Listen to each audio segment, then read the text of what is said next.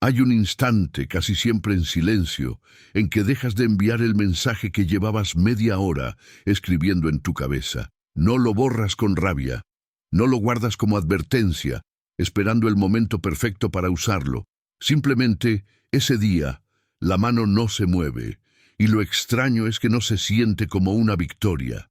Se siente como bajar el volumen de una radio que llevaba meses sonando fuerte dentro del pecho. El silencio, al principio, incomoda mucho más de lo que alivia.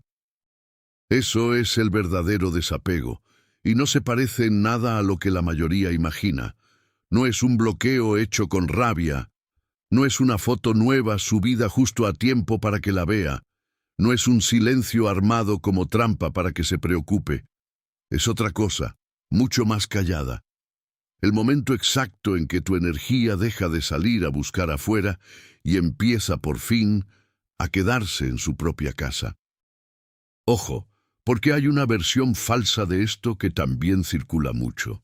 No es alejarte por orgullo, ni jugar al ajedrez emocional calculando cada movimiento para provocar una reacción. Eso sigue siendo dependencia, solo que disfrazada de indiferencia. Y el problema de las máscaras es que, tarde o temprano, se caen.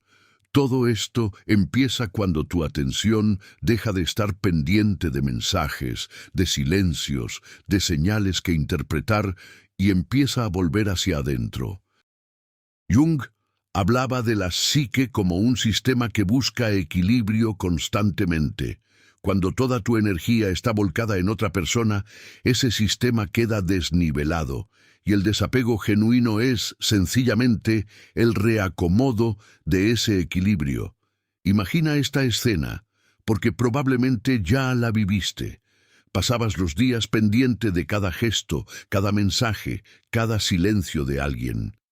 Analizabas tonos de voz, buscabas segundas intenciones en frases simples, revisabas conversaciones antiguas buscando pistas.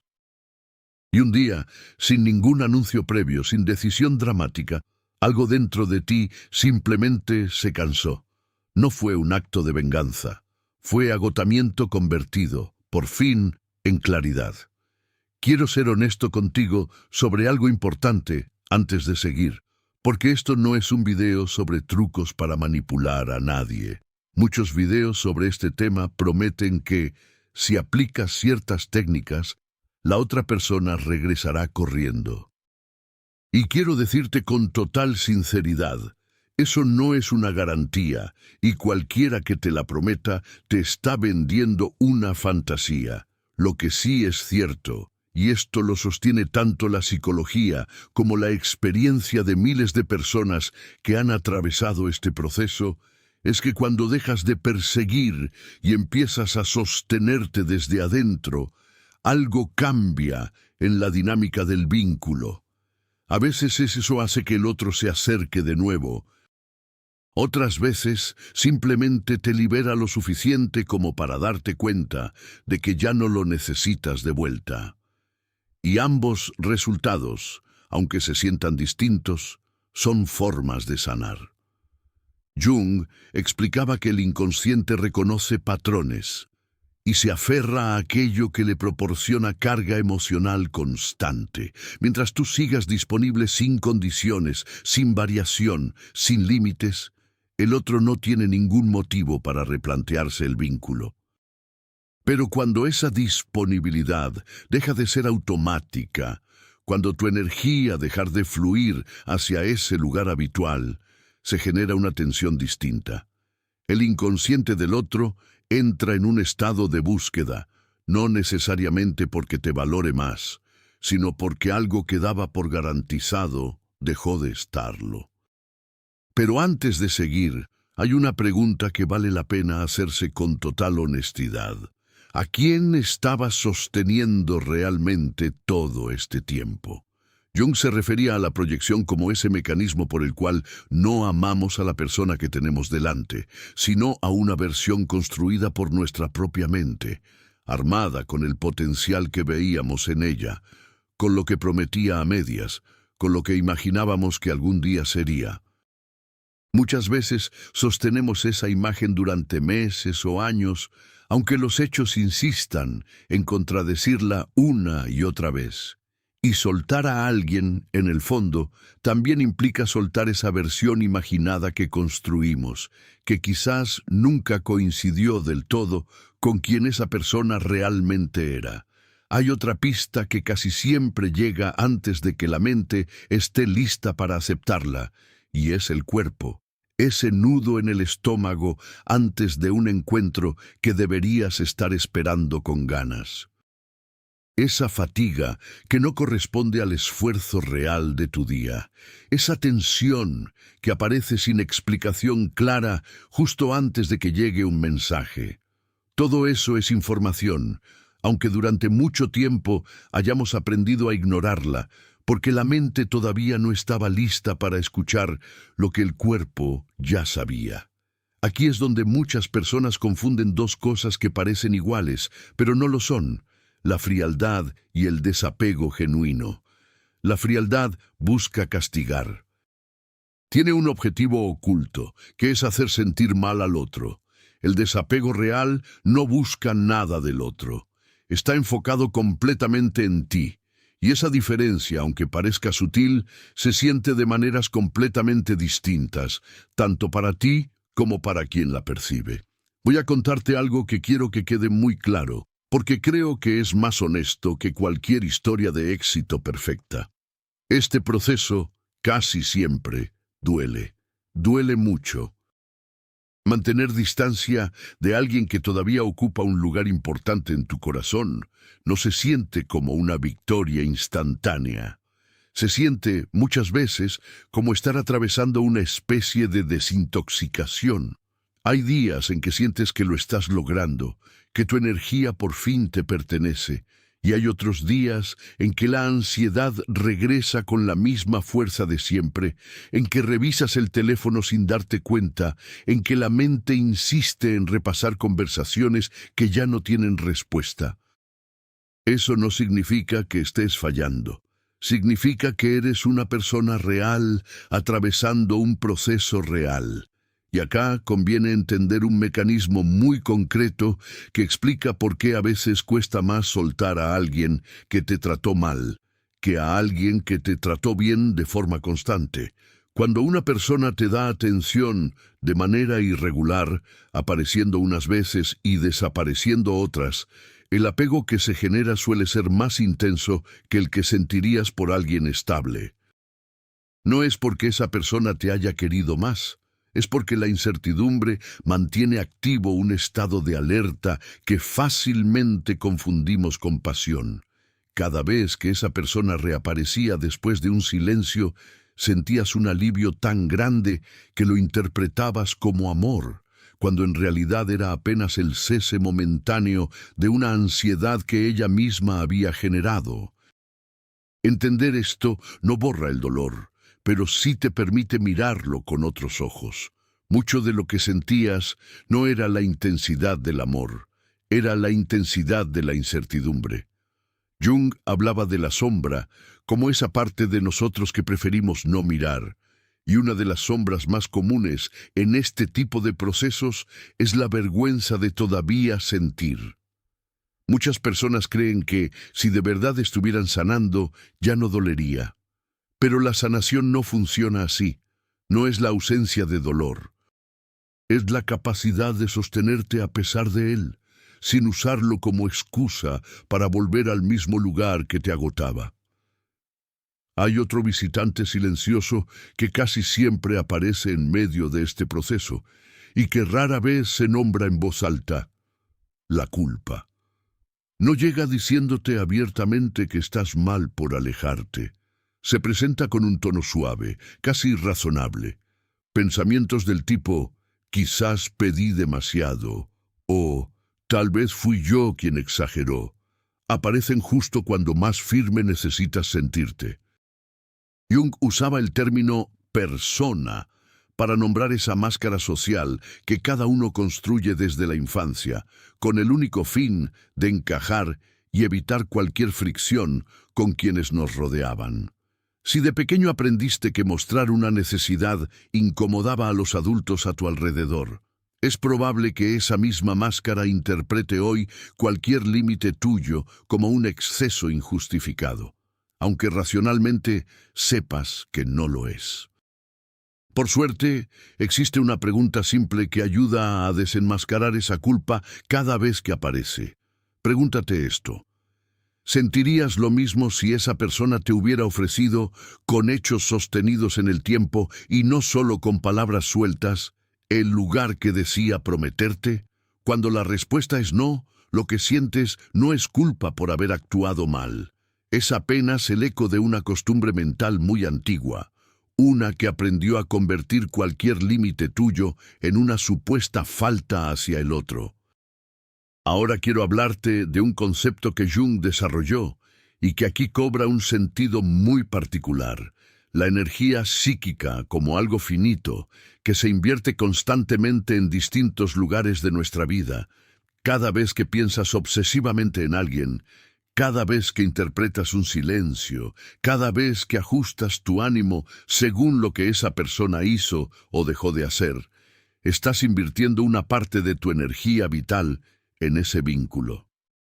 Y esa energía, mientras esté ahí depositada, no puede usarse para nada más. Piensa en cuánto tiempo, cuánta atención mental, cuánta capacidad de disfrutar tu propio presente le has entregado a situaciones que, en el fondo, no dependían de ti. Horas esperando una respuesta, noches enteras analizando qué significaba tal mensaje o tal silencio. Eso no es simplemente pensar en alguien. Es energía que se va, gota a gota, hacia un lugar que quizás nunca te lo va a devolver de la misma manera. Y aquí quiero detenerme en algo que muchos pasan por alto. Recuperar esa energía no significa dejar de sentir. Significa dejar de regalarla sin ningún tipo de reciprocidad. Puedes seguir queriendo a alguien y al mismo tiempo decidir que tu tranquilidad ya no puede depender de sus decisiones. Ambas cosas pueden ser ciertas a la vez. Quiero contarte algo pequeño que ilustra bien este punto, porque no todo cambio necesita un gesto grande o una escena dramática. Conozco el caso de alguien que, durante meses, dormía con el celular en la mano, con el volumen al máximo, por si llegaba un mensaje a mitad de la noche. Nunca lo decidió conscientemente. Simplemente se fue convirtiendo en costumbre. Una noche cualquiera, sin proponérselo demasiado, dejó el celular cargando en la cocina, lejos de la cama, como cualquier otra noche de su vida, antes de que todo esto empezara. No hubo ninguna decisión solemne detrás. Ni siquiera lo pensó como un paso importante.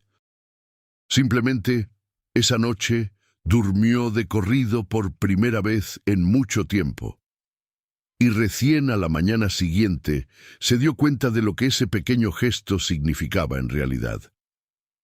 Quiero pedirte algo antes de continuar, porque este tipo de contenido me exige investigar, estudiar y dedicar tiempo real a entender estos procesos con la seriedad que merecen.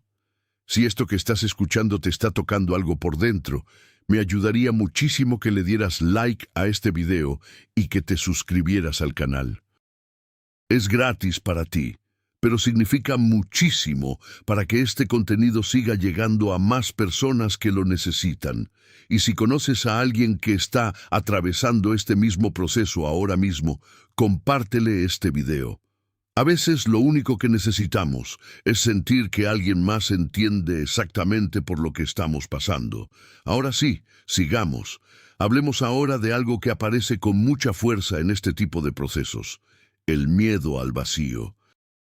Cuando dejas de estar pendiente de alguien que ocupaba tanto espacio en tu mente, ese espacio no se llena automáticamente de paz. Al principio, se siente como un hueco incómodo. Muchas personas, al sentir ese vacío, corren a llenarlo con lo primero que encuentran: otra distracción, otra conversación, otra persona que ocupe el lugar recién liberado. Jung tenía una mirada distinta sobre este tipo de vacío. Lo consideraba un espacio necesario, casi sagrado, porque es justamente ahí, en el silencio incómodo, donde empezamos a escuchar cosas de nosotros mismos que el ruido constante de la obsesión no nos dejaba oír. Preguntas que llevábamos tiempo evitando. Necesidades propias que habíamos dejado de lado por atender las de otra persona. Intereses que abandonamos sin darnos cuenta, porque toda nuestra energía estaba puesta en otro lugar. La tentación de llenar ese vacío rápido es enorme y completamente comprensible. Es mucho más cómodo buscar una distracción inmediata que quedarte a solas con las preguntas incómodas que ese silencio trae consigo. Pero es exactamente en ese silencio donde comienza a suceder algo importante, aunque al principio no lo notes. Empiezas, poco a poco, a reconectar contigo mismo. Y vale la pena distinguir algo aquí, porque no toda soledad se siente igual.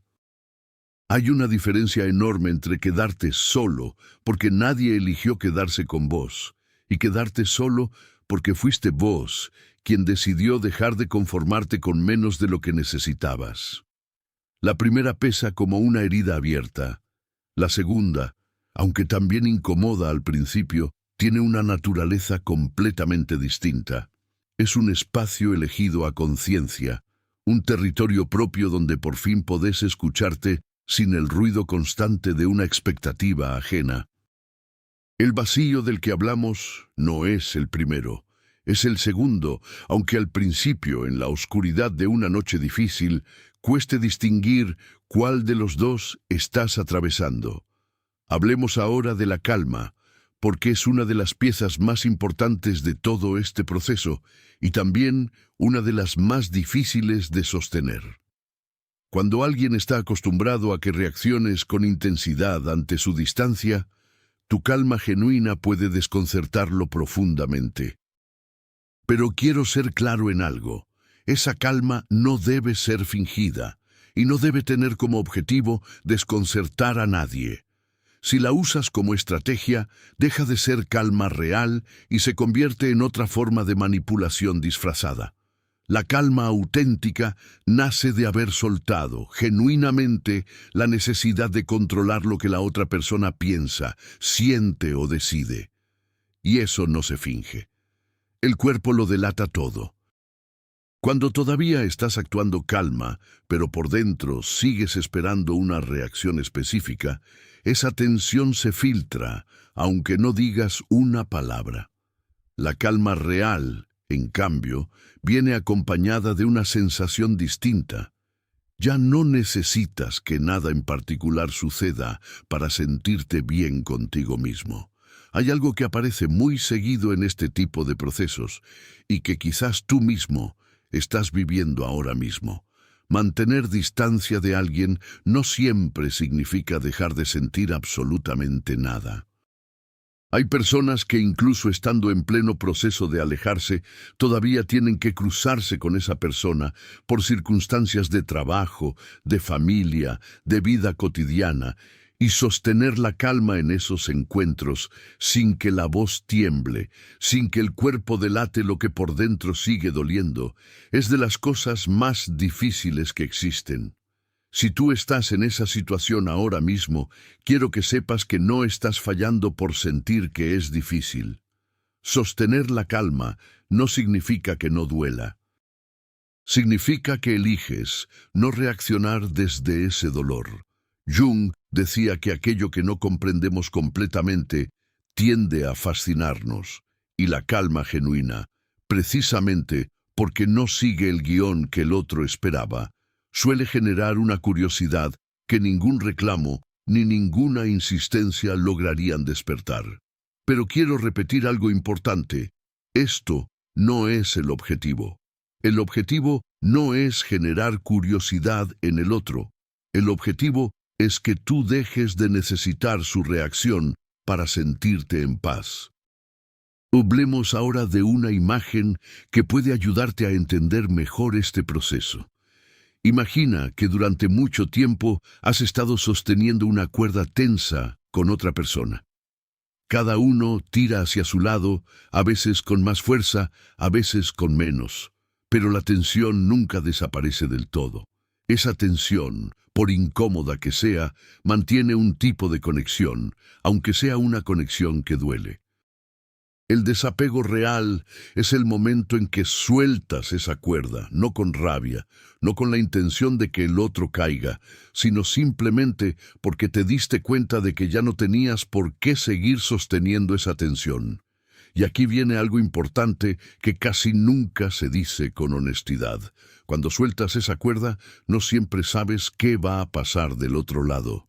A veces el otro también suelta, y ambos siguen caminos distintos. A veces el otro se desestabiliza y busca reconectar. Y a veces, simplemente, no pasa nada visible durante mucho tiempo. Ninguno de esos escenarios invalida tu decisión de soltar. La cuerda no se sostiene para controlar el resultado. Se suelta porque sostenerla te estaba costando una parte de ti que ya no estabas dispuesto a seguir entregando. Quiero hablarte ahora de algo que Jung llamaba el proceso de individuación, que en este contexto tiene un significado muy concreto. Individuarte significa, entre muchas otras cosas, dejar de definirte a través de la mirada o la presencia de otra persona. Mientras tu paz dependa de si esa persona te escribe o no, de si te busca o no, de si te recuerda o no, una parte de tu identidad sigue prestada, sigue esperando la aprobación de alguien más para sentirse completa. El verdadero trabajo de este proceso no está en aprender técnicas para que el otro regrese. Está en construir poco a poco una versión de ti que ya no dependa de ese regreso para sentirse en paz. Y esto, quiero ser muy honesto, no sucede de la noche a la mañana. Es un trabajo diario, muchas veces silencioso, que a veces avanza y a veces retrocede, y que rara vez sigue una línea recta. Vale la pena decir esto con toda claridad. Vas a tener días buenos, en los que sientas que ya lo superaste, que tu energía por fin te pertenece completamente. Y vas a tener otros días en los que sin ningún motivo aparente, la necesidad de escribirle regrese con la misma intensidad de siempre. Eso no significa que retrocediste todo el camino andado. Es simplemente la forma en que la mente procesa un vínculo que fue importante. La sanación no es un interruptor que se enciende una sola vez. Es un músculo que se fortalece con cada día que eliges, aunque sea con miedo, sostener tu propio espacio. Hay algo más que quiero compartir contigo, porque creo que es de las cosas más liberadoras de todo este proceso. No necesitas que el otro entienda por qué te alejaste. No necesitas que se disculpe, ni que reconozca lo que hizo, ni que algún día admita que se equivocó. Cerrar este proceso es una decisión que te pertenece completamente a ti, y no depende de que la otra persona haga ni diga absolutamente nada. Y esto nos lleva a una palabra que probablemente te genera cierta resistencia apenas la escuchas: el perdón. A muchos les cuesta considerarlo, porque suponen que perdonar equivale a darle otra oportunidad al vínculo, o a decir que lo que pasó estuvo bien. Jung planteaba una lectura bastante distinta. No lo entendía como un favor hacia quien te lastimó, sino como un movimiento de reconciliación con vos mismo. Perdonar no implica aprobar lo sucedido, y tampoco significa abrirle otra vez la puerta a esa persona. Se trata más bien de dejar de cargar esa historia como si fuera una herida fresca que revisas cada mañana, y permitir que por fin pase a formar parte de tu pasado, en lugar de seguir dictando tu presente. Sin ese perdón, aunque la persona ya no esté físicamente en tu vida, seguís sosteniendo con ella una conversación interna que nunca termina de cerrarse. Con el tiempo, algo empieza a cambiar en la manera en que te relacionas con todos tus demás vínculos, no solamente con el que dejaste atrás. Empiezas a identificar mucho más rápido cuando alguien solo aparece por conveniencia y cuando alguien realmente elige estar presente de forma constante. Esa capacidad de distinguir, que quizás antes no tenías tan desarrollada, se convierte en uno de los aprendizajes más valiosos que este proceso puede dejarte, mucho más allá de si esa persona en particular regresa o no. Y aquí hay algo que vale la pena decir con calma, sin promesas de por medio. El inconsciente humano, tal como explicaba Jung, reacciona con fuerza ante la ruptura de un patrón esperado, y cuando alguien deja de estar disponible de la manera automática en que solía estarlo, eso a veces despierta en el otro un interés que antes no tenía. Sucede, pero también es igual de cierto que muchas veces no sucede nada, y esa persona simplemente sigue su camino sin mirar atrás. Ninguno de los dos caminos dice nada sobre si hiciste bien en soltar. Lo que importa no es hacia dónde vaya el otro, sino que vos ya no necesites esa respuesta para sentirte completo. La verdadera meta de este desapego no es fabricar un resultado específico en la otra persona. Es que dejes de necesitar ese resultado para estar en paz. Y curiosamente, cuando de verdad llegas a ese lugar interno, ya no importa tanto lo que el otro decida hacer, porque tu bienestar dejó de estar hipotecado a su decisión.